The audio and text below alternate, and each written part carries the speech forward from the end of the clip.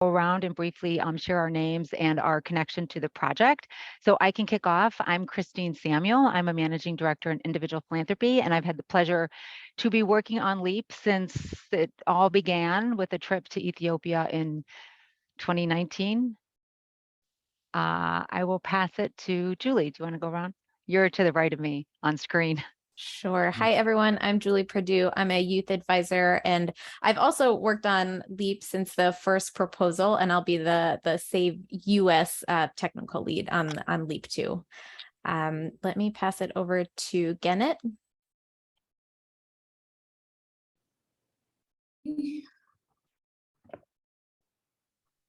Oh, okay. Hi, everyone. This is Gennett. I'm trying to open my camera, but it didn't work. No worry. Yeah, I'm a youth advisor for Eastern South Africa office here based in Ethiopia. I have been supporting LEAP actually from the beginning of the proposal development. Thank you, everyone. It's nice to see you all.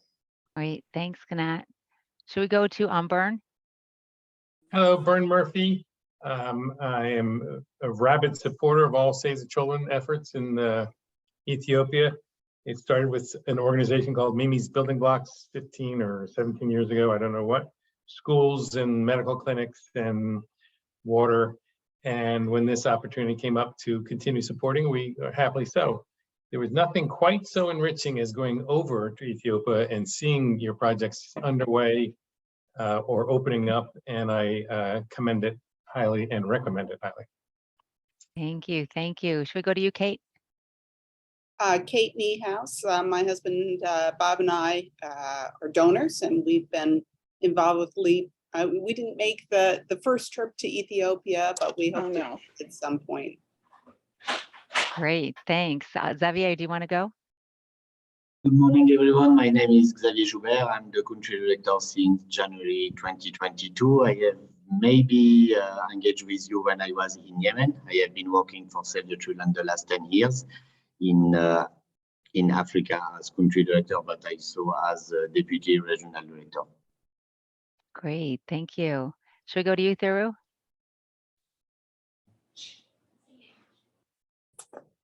Oh, you just muted. Hi, sorry. There's Nathabi, have been a donor with Save the Children. I've worked on other projects with Charity Water for wells in Ethiopia, but this seemed like an amazing opportunity, so it jumped in. Great, thank you. Dory brought me in. Thanks, Dory. We'll go to Dory. Do you want to introduce yourself? Good morning from California, everyone. I'm Dory Ives, and I'm a managing director, also in the individual philanthropy group. Great. We'll go to you, Bob. Sorry, you're just about to take a drink of coffee. All right. Now, as Kate said, we've been involved with Save the Children off and on for a number of years, and we're a significant donor for LEAP 1. Great. Thank you so much. And Janine? Hi, everyone. Good morning. I'm Janine Hollas, and I'm the new Deputy Country Director for the Ethiopia Country Office, leading on program quality and impact. And it's really nice to meet you all. Great. Anne-Marie? Good morning, everyone. I too am a managing director in the individual philanthropy team. I usually work side by side with Chris. I've been following LEAP from behind the scenes through my relationship with Bob and Kate and their involvement. Great. Great to have you. We'll go to Jessica. Hi, I'm Jessica Millman. I'm the executive director of the Elsa and Peter Soderberg Charitable Foundation, and yeah, we've been funders from the very start. Great, thanks. And Elsa Louise? Thank you. I hope my internet connection is stable enough, but Elsa Louise, philanthropy director at the Elsa and Peter Soderberg Foundation, and also the oldest grandchild of Elsa and Peter Soderberg. Wonderful, thanks. And Elsa? Oh no, I think she just froze. Elsa, she's nervous in front of a crowd. Maybe she'll come back. Yeah. You want to go ahead, Peter? Yeah, this is why I took the drive up to Sarasota. Yes, Elsa and I have been there from when this project was a twinkle in everybody's eye, and Elsa Louise and I got to go down to Awassa before we really had perfected what we're trying to do. And as was said, once you go there and you see the people and you hear their aspirations, you get really motivated. So I just want to thank everybody for participating and welcoming you to the call. We are very enthusiastic supporters of this project. I think we've been amazed at what was accomplished in phase one, given the fact that it was during a COVID and obviously other barriers, not so much regionally, but certainly in the northern part of Ethiopia. And I am most impressed by what the organization did to achieve the results it is showing. We'll talk about a bit later, but really about the lessons they learned and how it's applied to phase two. So looking forward to hearing the presentation and talking at the end about where we go from here. Great. Thank you, Peter. Oh, Elsa, you're back. I'm sorry, it's going to be like this. Sure. Did you want to say a quick word of introduction? I'm Elsa Soderberg, Peter's other half, and we are very excited with our involvement with LEEP in Ethiopia and looking forward to seeing what comes next. Great, great. No, thank you all. Thank you all for joining us, for your commitment to this project. It really is unique in how it works to address the barriers facing women, and its holistic set of interventions that are really, we've seen, have really enabled them to unlock their potential. So we're very grateful for your commitment, your interest in really helping change so many lives in Ethiopia and joining us as we look towards the next phase, which we're really excited to share with you. I do want to mention great involvement from this group in the meeting in June, and really looking at our vision, what we were thinking, kind of some of the areas we were grappling with, regional expansion, partnerships, and across a range of issues. And I hope you've seen in the proposal that input we really took on board, looking at how to break through the access to capital, looking at gender-based violence and how to address it. And so this really is a partnership, and we're better because of what you bring to the table, combined with the expertise and knowledge out there in Ethiopia and what we can do here from the US as well. So just really appreciate it and looking forward to hearing a little bit more and your questions as well. So we'll get right into it, and I'll pass it over to Xavier to get us started. Thank you. Okay, thanks, Christine, and thanks to each of you for your patience and your commitment to this program that is touching the lives of so many women in Ethiopia. I want to start by raising the importance of the LEEP program to our efforts to transform the life of young women, which is imperative for us regarding the country strategic plan that we have. I'm very enthusiastic about the results that we have seen to date and to the vision for phase two, which will reach probably 8,900 women across 3 regions, more than 3 times the number reached in phase one. I have to say that we learned a lot about the phase one, and now we are ready to implement the phase two if it's possible. While the situation in Ethiopia could be cause for concerns, I'm sure that you have heard about the news and the war, etc. I also want to share my confidence in our ability to implement the program over the coming 3 years, as our team is very experienced in this regard, but also as the targeted area will not probably be in trouble in the coming quarters or years in terms of crisis. I have also to mention that many donors have shifted their focus to respond to the crisis. As you know, in Save the Children, we do a lot of humanitarian work. And so your partnership on this program is even more vital, that we can continue making progresses on long-term programming, not only responding to emergencies. And so you have maybe heard about the current situation in Ethiopia. We are very concerned about the level of needs, but we also need to balance our level of effort between humanitarian and long-term programming to have great impact on young women in Ethiopia. So I will stop here and I will now turn it over to Julie to share more about the program and the vision for phase 2. Thank you. Great, thank you, Xavier. Hi, everyone. So we are, for our agenda, we'll start with talking about our achievements from the latest report.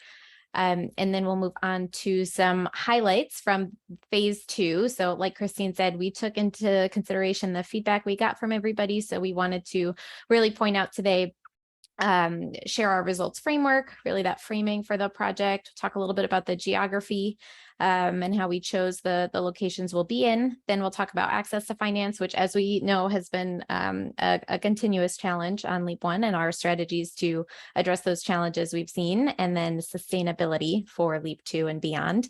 And then we'll move on towards the end of the call to talk about what we need to resource and move this vision forward. All right, next slide, Mary.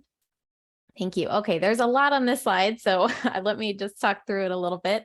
This last reporting period, we enrolled 204 new young women into the program. So now we are at 559 total participants, which exceeds our original target for the life of the project of 540 young women. And we expect to enroll another 120 this current reporting period. And I want to say that of our participants who have completed the trainings, 67% of them have reported growing or expanding their business. I think this is really exciting. And to put this into context, the predecessor program that this was built off of, for the young women in that program who were able to grow and expand a business, it was only about 52. So that's 15 points difference. And I think really goes to show how the holistic nature of this program is really helping these young women grow and expand their businesses. A really exciting result to me that we saw from our last report is that we have far exceeded our target for young women serving in leadership roles. I think we might have mentioned this in the call or the meeting in June as well. Our target was 120, but 364 young women have served in leadership roles in community groups. And this is really a testament to the young women themselves. They are the ones that decided to implement rotating leadership in their group so that all young women who wanted the opportunity to serve in the leadership role got to take that experience, which is just so exciting to see them supporting each other in that. We've also seen that 68% of the young women have started participating in household decision-making, and that's right on target that we were expecting to see. I think this is partly through all the trainings we've done, the work on gender equality, the husband schools. We hope to continue seeing strong results like this and maybe even improving them in LEAP 2. Something that's new in this reporting period is that we've seen young women start to use modern family planning methods for the first time. 60 young women reported that they were able to do so this period. I think that's really exciting to see the work that we've done with sexual reproductive health, with the health extension workers, bringing them to the YES centers to share information and referrals for young women to actually go to health centers and have more responsive services for young women. And all of the young women that are participating in the program have joined the Youth Economic and Social Groups, the ESGs, and have saved over $56,000. Now, to also put this in a little bit of context, on the predecessor program, and we haven't measured income in this program, we're hoping to do that in LEAP 2, but on the predecessor program where we measured income, young women were earning about $45 to maybe $80 a month. And that was even when the exchange rate was different. So the dollar rate might have even gone down since then. So after their living expenses, after investing back into their businesses, for them to save that much, I think that really is pretty great so far. And then 10 of these groups have been granted workspaces from the government, which is exciting and shows the support we have from the governments working with them. All right. Let's continue and talk a little bit about our results framework. So the overall goal of this program is very similar to LEAP 1. We are helping young women to engage meaningfully in their own development, to improve their technical and transferable skills so that they have equal access to and use of capital, resources, services, so that they can achieve economic self-sufficiency and well-being. So we did make a few small adjustments to this from our meeting in June.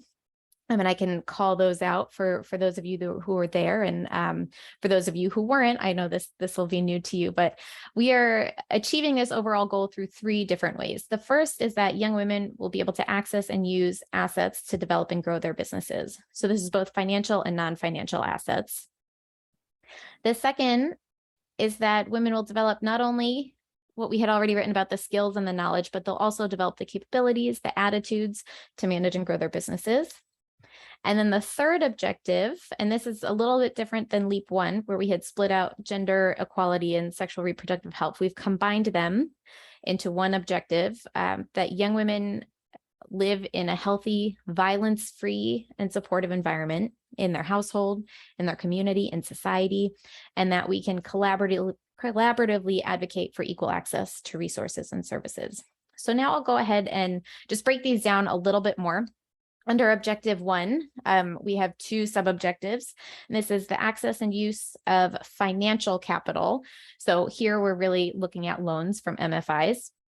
And then the second is increased access to and use of non-financial assets. So that's the workspaces from the governments, that's other things that these young women will receive. For example, in the concept note, we shared a story of a YES group who had received fish from Owasi University to use in their fishery business. And objective 2, this one has stayed pretty steady since the last time we discussed this. So we're building the transferable life skills, the business development skills, and leadership skills for young women, and then also improving the access to market relevant technical skills. And then objective 3, we have 3 sub-objectives here. So the first, we're developing positive gender norms, and these are at the individual level, the family level, and the community level. We also want to increase the access to and use of youth responsive sexual reproductive health services and information, similar to what we're doing in LEAP 1. And then the last one is that we really want to move beyond what we've done in LEAP 1 and have advocacy for social justice for young women, to be free from violence, to have equal access to and use of resources, services, and information. And all of our activities fit within these categories, and you can see them more detailed out in the proposal. All right, well, I will now pass it over to Genet to share a little bit more about the geography for LEAP 2. Genet? Yes. Julie, thank you so much. I think in the coming project, we are hoping to reach out to more project implementation areas that are Addis Ababa and SNNPR. We have been implementing this program in Sidama region. Previously, it was under SNNPR region. Now it is Sidama region. We select those 3 strategic areas actually based on some of the criteria we came up with to improve our impact in a social and government policy change level, as well as we were considering some of the opportunities we have in these areas, like the supportive government structure, availability of MFI, availability of business development services, both private and also government-owned business development services, availability of private sector for market linkage and mentoring support were considered to choose those geographic areas. Next slide. Yeah, it's just the details of the map. We have 2 sub-cities in Addis Ababa, which is Gulali and Nefasil sub-city. And in Sidama, we have around 6 waradas, including the previous LEAP project waradas. And we have also 3 waradas in SNNPR, which is new for LEAP project. Next.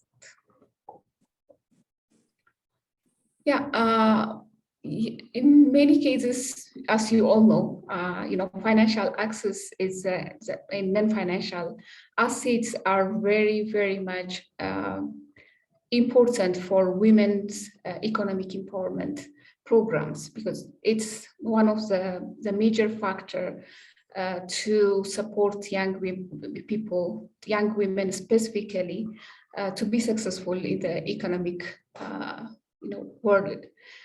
The current research findings that we did in LEEP-1 also shows the availability of financial access in different areas. Like most of the young people are starting their business using their own saving, the majority in everywhere. Also having this kind of challenge because they don't have access for microfinance institutes, they don't have access for loan or to access assets or non-financial assets. So that's why most of the young people start their business from their own saving by doing petty trade or low-paying jobs. That is the initial kind of business for most of our young women. And very few of them can have a loan from their families and relatives. And some of them will get access to land from the government. And very few of them also get access to microfinance loan. And this is because there is a big challenge for young women to access loans. Since we are living in a patriarchal society, young women are not allowed to inherit assets or own assets of the family. The family is always transferring their inheritance to the male to protect the family assets within the male-dominated kind of family circle. Microfinance is also really very challenging to access for young women. They ask initial deposits to provide loan, which is very difficult for the young women to access 10 up to 30% of initial deposit. Collateral is also common in Ethiopia Microfinance Institute programs. It is 100%. They have to provide an asset that worth 100% of their loan request. And the interest rate is also really high, considering their capacity for repayment. We are in LEEP-2, we are hoping to address all these challenges within the two different strategies. The first one is we are going to provide loan guarantee for the young people who wants to access finance, and they don't have to bring any kind of assets or collateral to get loan service from the microfinance agency. The second one is we are going to work with microfinance institution as well to create a young women friendly or responsive financial package. We will invite most of the microfinance that we are currently working with to bring women friendly package, and we will nominate the ones who can come up with a more responsive kind of package. With the young people also is going to be participated with this selection process.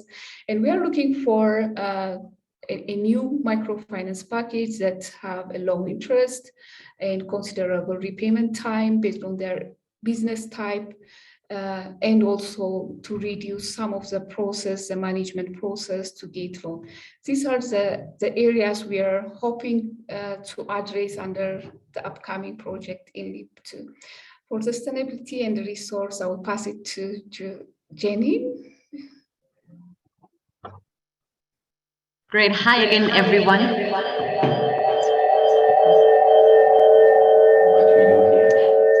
So maybe if you turn off your volume for the speaker. So we're just sorting some issues here.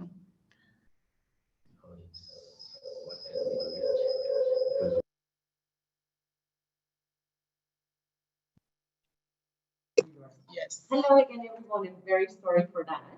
I'm sharing Xavier's audio again, so I hope you can hear me well and all the echo and noises is gone. So I'll speak a little bit about sustainability. And for us to save the children, of course, it's of paramount importance that we have impact beyond the lifestyle of the program. We really Janine, it's a little hard to hear you. I don't know if you can be a little closer to, maybe is it Xavier's laptop that has the... Great. Can you hear me now? Yes, that's much better. Thank you. So I'm going to use one camera and another mic. Great. So I'm going to speak a bit about sustainability. And, for us to save the children, of course, it's really important that we have lasting impact. and that, you know, whatever we do really changes lives beyond the lifespan of a program or specific intervention.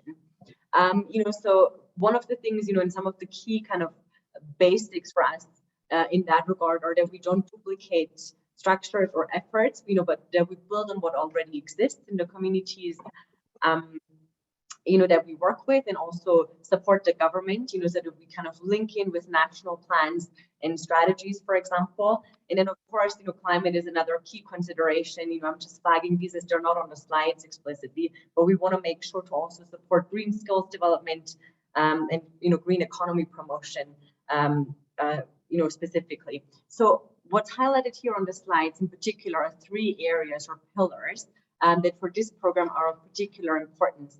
So the first one you see is that we want to make sure we form young women's associations. So these are ultimately membership associations for the LEEP participants, you know, and that's really for them to support their networking, their visibility, and exchange of skills. And we will make sure to do that in all of the 3 regions now that will be prioritized for the second phase. The second point you see is around the microfinance institutions. So basically, we want to make sure to give access to the loan guarantee fund, which will be facilitated by the women's associations, also beyond the project's lifespan, right? Because that will be a key critical factor that will enable access to MFA services, basically MFI services. So, you know, for us, that's really something that we, you know, have a very strong feeling will support the sustainability of our impact. The last point here is the one plan. You know, so this is where at the Borrego level, we want to support youth service providers to come together with civic organizations, with communities, you know, to develop a plan in terms of the youth services that need to be available and provided. And to also ensure that it's not just a plan, but that also there is accountability and a performance evaluation framework that comes with it, you know, so various different stakeholders can be held accountable to the services they are providing and the fact that they're living up to their commitments. You know, this is something we've started to do, I think, in LEEP 1 already with great success. So it's really something we want to strengthen and hone in on for the next phase to ensure, you know, this is kind of taken forward. To the next slide, please. Great. So how do we resource this vision? You know, we've tried to keep this very simple, you know, so I'm going to focus on some of the bigger numbers here, but ultimately, you know, for LEEP 2, as you can see, the total cost or, you know, would be 5 million, which is obviously larger than LEEP 1. But I think what really stands out here is that the number of participants is significantly higher and that the cost per beneficiary or participant is actually significantly lower. So we want to take all of the learning from the LEEP 1 phase, you know, and all the things that we know work well, and really focus on strengthening those to make sure we can deliver more actually with less resource comparatively. So, you know, as you can see, the number of participants, you know, we're hoping to reach now is 8,900, where in LEEP 1 it was 679. And in terms of the number of regions, we're expanding to 3 from 1, as Kenneth has already outlined. Now, the cost per participant is actually going to be $561, you know, which is, I think, you know, we used to have 5 times more in terms of cost per participant in LEEP 1. So it's a significant reduction here in cost. So yeah, it's an ambitious vision for sure. You know, we're trying to do a lot, but I think it's really all of the learning and all of the impact, you know, that's giving us the confidence that we can do some really amazing work together. So I think with that, we enter into the Q&A session. Yeah, we have one more slide about moving the vision forward, and I wanted to give Peter a chance to share a few words about this next phase of growth for LEEP. And I know we are going to be doing a lot to spread the word about this program and really encourage support into this next phase. Peter, I'll hand it to you.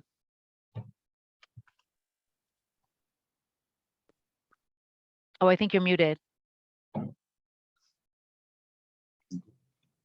A rookie mistake, sorry. This was always the outcome we had hoped for, that phase 1, we would learn a lot, we'd achieve some success, and we'd identify a pathway for material expansion at a substantially lower cost. And I just, on that last one, I want to comment that, you know, we have crawled, the four of us have crawled through the phase 2 plan. Bob, I hope you've got copies of some of the questions that we've asked. And it strikes me that one of the notable achievements is to transfer to government agencies a lot of the work, which you can't do unless you've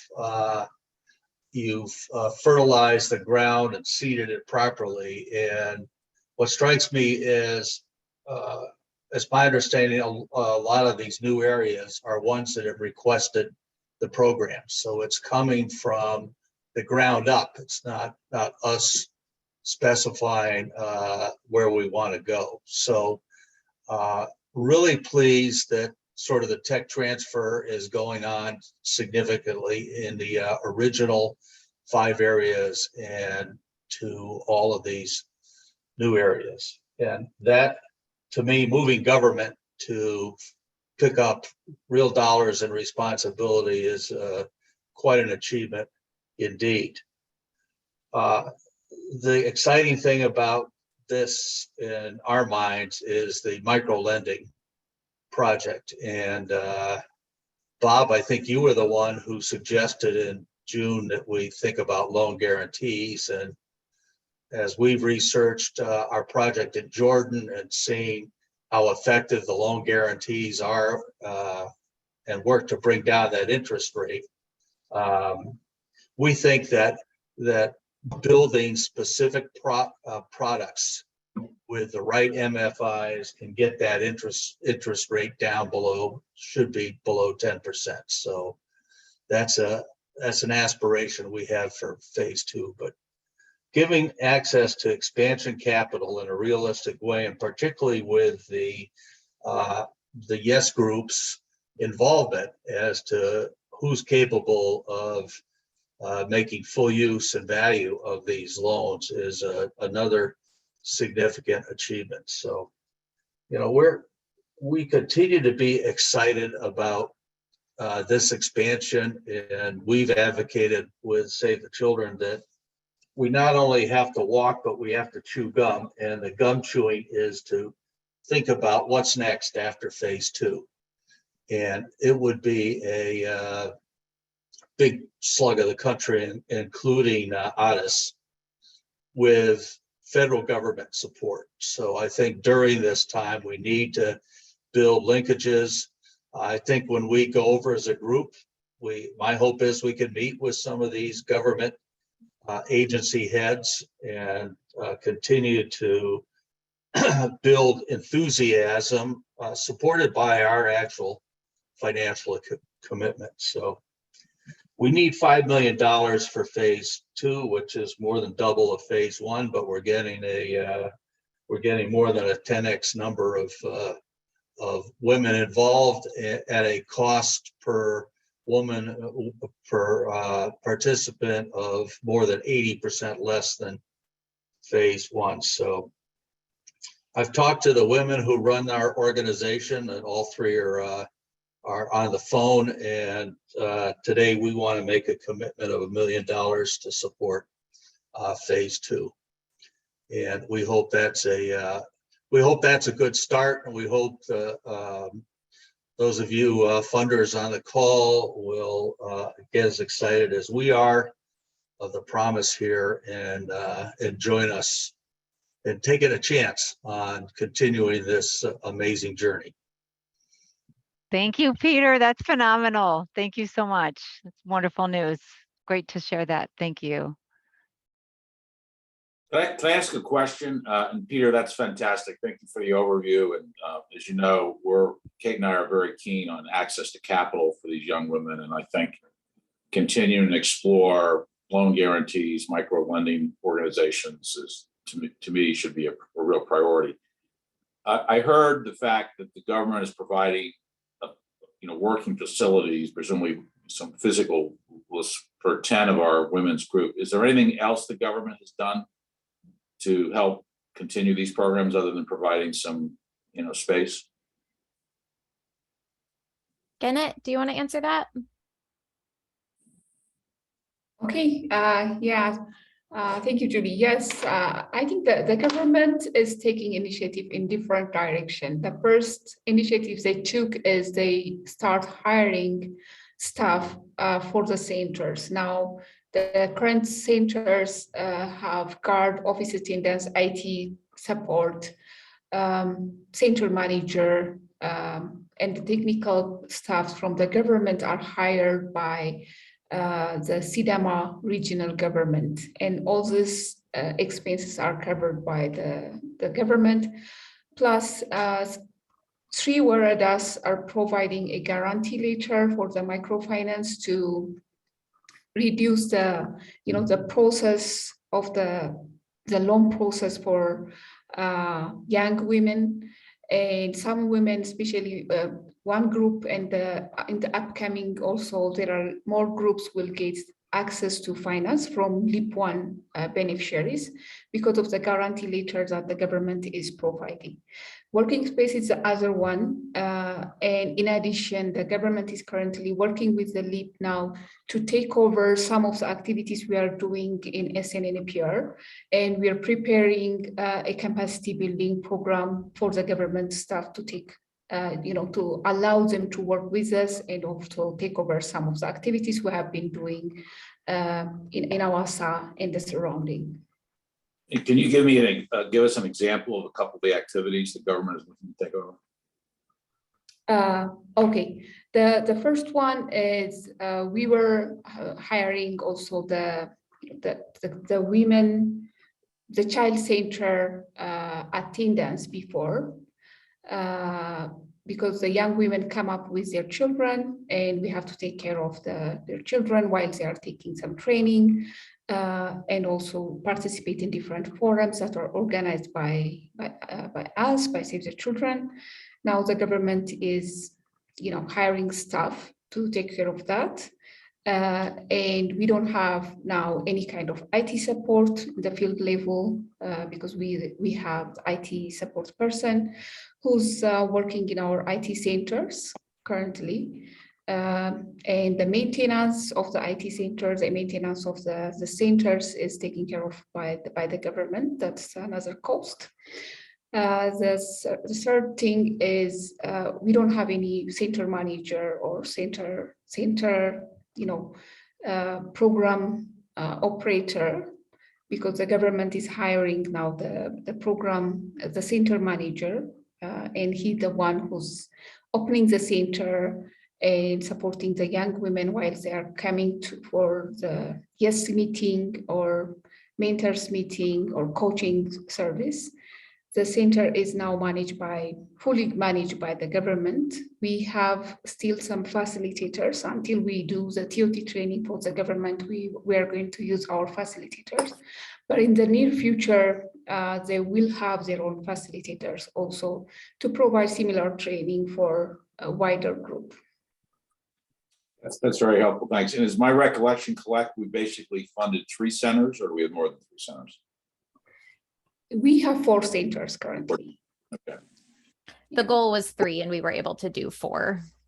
Yes. 4. And how many centers is the goal for LEEP 2? LEEP 2, we are going to have 11 centers. Okay. So we'll keep the 4 that we currently have and add 7 new ones for the new locations that we'll be in. And in LEEP 2, are we assuming the government will fund the child care, the IT support, and the center manager, or do we think it takes time and we have to show success first? Yes, our next strategy will be we're going to develop a detailed implementation plan with the government, and they need to take some of the responsibilities for the implementation of this project. That is the experience we learned from Sidama region and SNNPR before. And we will decide how much money they are going to invest on this project to start this project in their locality. and how many people they want to address also. And the initial kickoff meeting will be, I think, the detailed implementation plan development with the government actors. And we call it one plan. We have been doing this in northern Ethiopia and southern Ethiopia, currently in Sidama. And we will be going to introduce this approach also for Addis Ababa city administration. Okay, in the 4 centers we currently have, with the government providing those 3 services, the child care, the IT support, and hiring the center manager, what are we left? What does it cost Save the Children right now to operate those 4 centers? Actually, I didn't calculate all the costs, but it's almost, including the guard and the attendance and everything, they are contributing, I think more than 5,000, I think, per center per year, USD. It's a rough calculation. I have to come up with the exact. Let me take time. Because, I mean, long term, Peter, and I'm sure you spent a lot of time thinking about this with your group, the goal here is to make these self-sustainable with the government, right? And so my question in terms of how much expansion to do is, how do we make sure the 4 existing centers continue to thrive? And what's, long term, do we have to provide some support for these? Do we have to take that into account? Or can we see currently a pathway where the government would take over the operation of the center?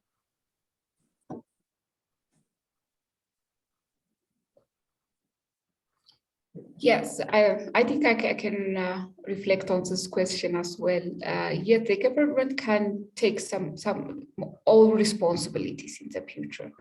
We are not just creating a new system for them. It is an existing system, but we introduce a way to collaborate among different actors and work for bigger impact.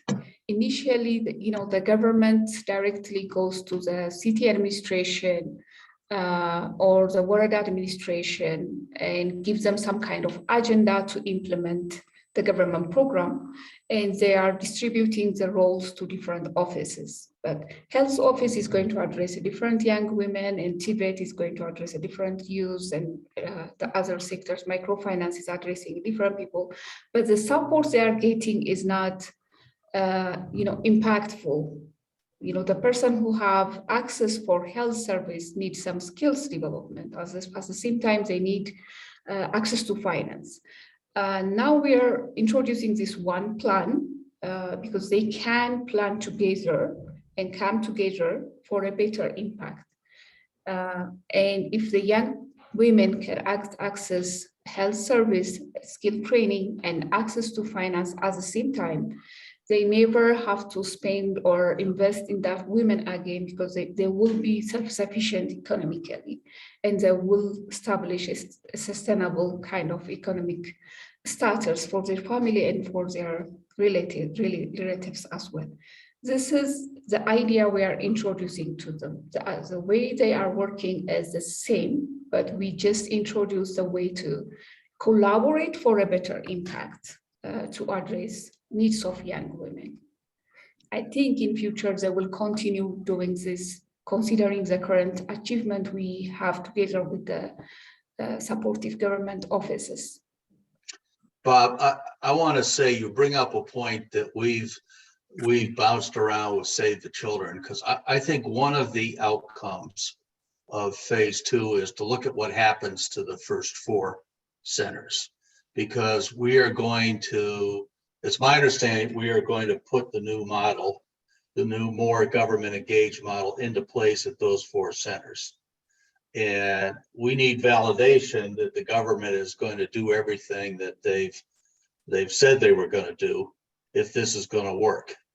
If that breaks down, then obviously we'll have concerns about expanding further. So I think we need to be, I want to go back to WASA. I want us to go back to WASA when we make our trip, because we need to get a strong feel about who's doing the work and where's the money coming from and what are we achieving. But if this works well, we should see continued momentum in those original 4 WRITAs.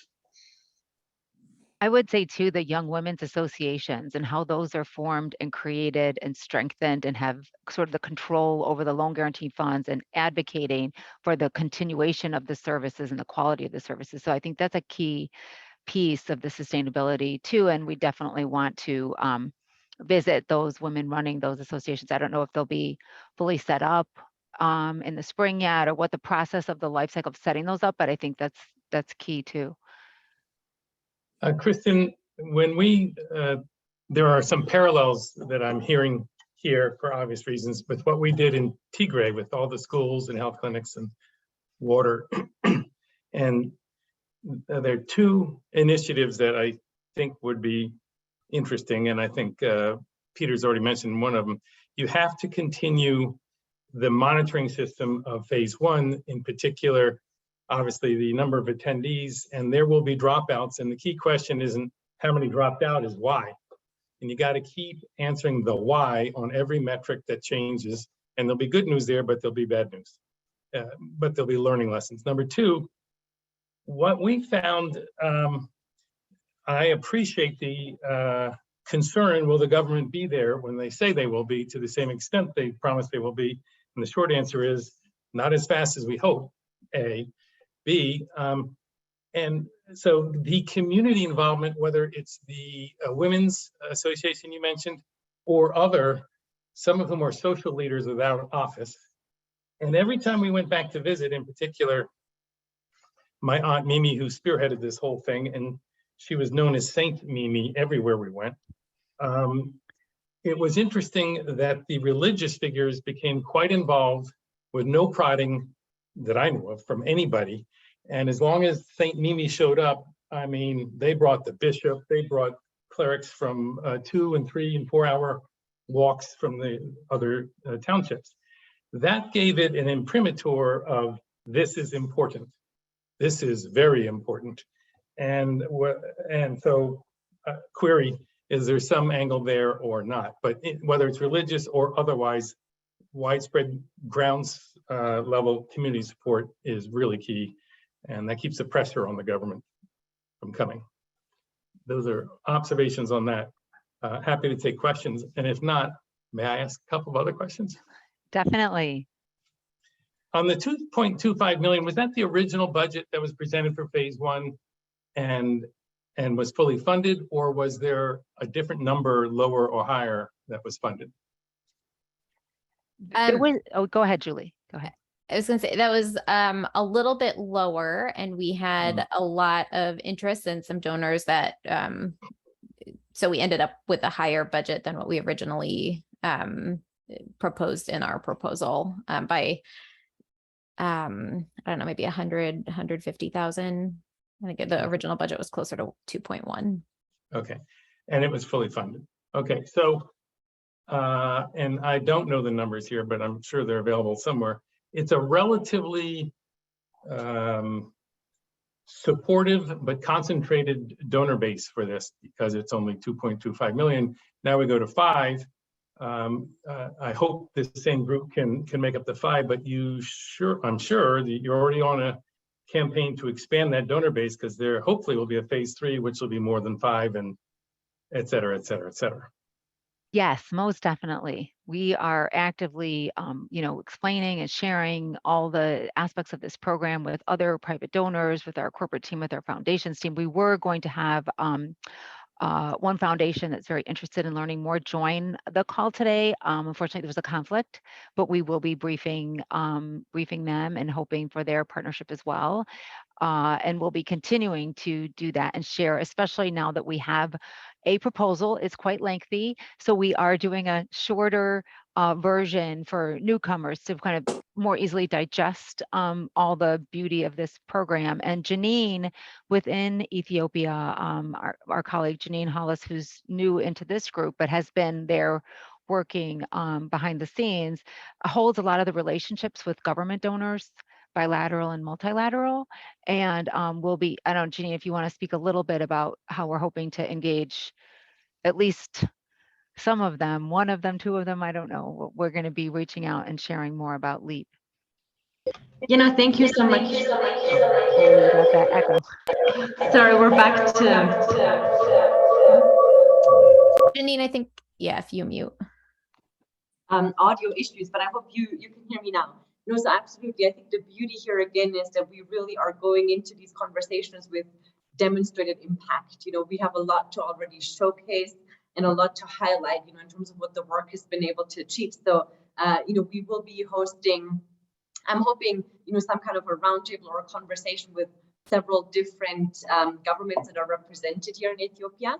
Well, we know they already have an interest in this kind of work, so there are some similar programs where we know there is an emphasis, say, on young women or, kind of economic empowerment, and that's what we want to plug in, so we have some plans to get a group of donors actually around the table, and share some of the valuable kind of learning and also the impact that we've been able to have with LEAP 1 and, try to garner some additional support. I think also, just to kind of plug into some of the conversations, Zavi has highlighted earlier, we are sort of in a phase where some of the humanitarian needs have been prioritized, currently. So we hope that, with some changes in the situation, hopefully very soon, we will be entering a phase again where there is more appetite, from different donors to invest long-term and really prioritize initiatives like LEAP. So we are confident that this is a good time, to really start having these conversations again and making sure that we do our best to also spread the word, Yes, definitely. And we were hoping to, if we can do this trip with all of you and do that at the same time with this roundtable to bring together these donors and just really make it a powerful sort of event and hopefully get some more support while we're all there. Thiru, sorry, please go ahead. On that note, I mean, you covered the government aspect. Someone talked about the possibly working with religious leaders. What about private?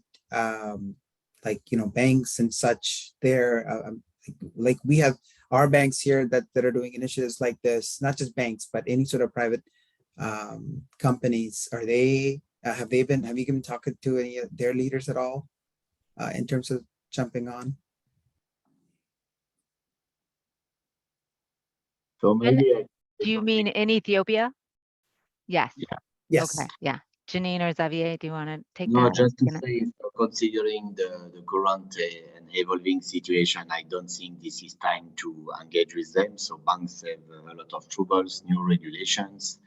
So meaning even for the private sector, a lot of restrictions. So I don't feel that this is the right time. But as Janine said, when we will have a better environment with less political tensions and less crises, etc., I think we can probably have a very good level of engagement at various levels. But for now, to be honest with you, you heard about the resumes of the war, a lot of tensions, even for our donors, our traditional donors, etc. When we meet them, they just like to speak about the humanitarian needs, the access issues, etc. We try to balance the conversation with our flagship programs like LEAP, but to continue the conversation, I have to admit it's quite difficult. But what we know is that the majority of our institutional donors waiting for a better time in Ethiopia, and they will be ready to invest long-term money for resilience, for empowerment of women, etc. Because it was in the conversations. Because of the crisis, it's like we have a pause, and because of the political tension, some donors are very reluctant to commit, to engage. We have seen that many donors, long-term donors, they have put on pause their multi-year strategy. But we heard a few months ago that they are ready to resume if the political tensions are resolved. Over. I think too, our selecting to be an ADIS for this phase 2 is really about visibility as well. I mean, obviously it's a good region to be in. There's a need, there's women we can reach for all the reasons we selected it, but also I think to engage some of those different stakeholders that might be an ADIS. I know in the beginning of the project, we talked also about some corporate leaders, you know, playing a role, whether it's in bringing visibility or serving actually as mentors. The woman who was the CEO of what's it called, Soul Rebels, or Janine, do you know the name of that company? Which has done very well in Ethiopia. We had some conversations with her. So I mean, I do think we would continue exploring the options and range of potential corporate partnerships and relationships that we could develop in the period. It's definitely worthwhile. Oh, Kate, go ahead. Yeah, so I have a logistical question. I'm assuming, is it the same team that does the training at each one of these new centers? I'm thinking about this incredible expansion from 4 to adding in 11 more. Is it the same team going from location to location to location? And if so, how do you then make sure that things are operating the way they should be once that team leaves? Great question. Did you want to take that? Yes. Actually, we are going to hire a different program staff for each location from that specific area. Because of the language barriers and so many factors, we're going to hire youth facilitators and program staff from specific areas. And also, just to jump in there and talk about maintaining quality, we will have quality standards, and we will have you know, oversight for all of them to make sure that we are implementing the training in the similar high quality way in each of these locations, even though it's different staff. Great, thanks. I know we've done a lot to streamline the trainings as well. Bob. Yes, thanks, Christine. Peter, we're very still enthusiastic about the project. Kate and I have to finalize our number, but we'll do that in the next few days, and it'll be probably comparable or slightly more than what we did for phase 1. And I couldn't agree more with you that it's important to see the path for sustainability for the 4 existing centers, if we're gonna, because we don't want to overexpand and then get stuck with, you know, trying to fundraise to keep existing things going that didn't go the way we thought. But I need to sign off for another meeting, but I look forward to more discussion about this and hearing some potential dates for the trip. Awesome. Thank you so much, Bob and Kate. Thank you so much for joining, and thank you for that, your plans. We look forward to hearing more. Thanks. Bye-bye. Have a great day. Oh, Kate, you can stay with us. Great. Christine. Bern, yes. Before we sign off, we too will be rolling over for the next one happily. Wonderful. Also, as was just stated, we'll review the numbers and come back to you. And one of the things that we might want to monitor as we go forward, you've got financial items, you've got technical items, government relations items. I would keep my eye on the cultural items, because that's the weakest link when nobody's looking, which is basically you're redefining the role of the woman at home, which redefines the role of the men at home. And we found that may go okay up front while all of us were there and paying a lot of attention. It may slip over time. So I was glad to hear you have somebody in each jurisdiction. That's just an FYI.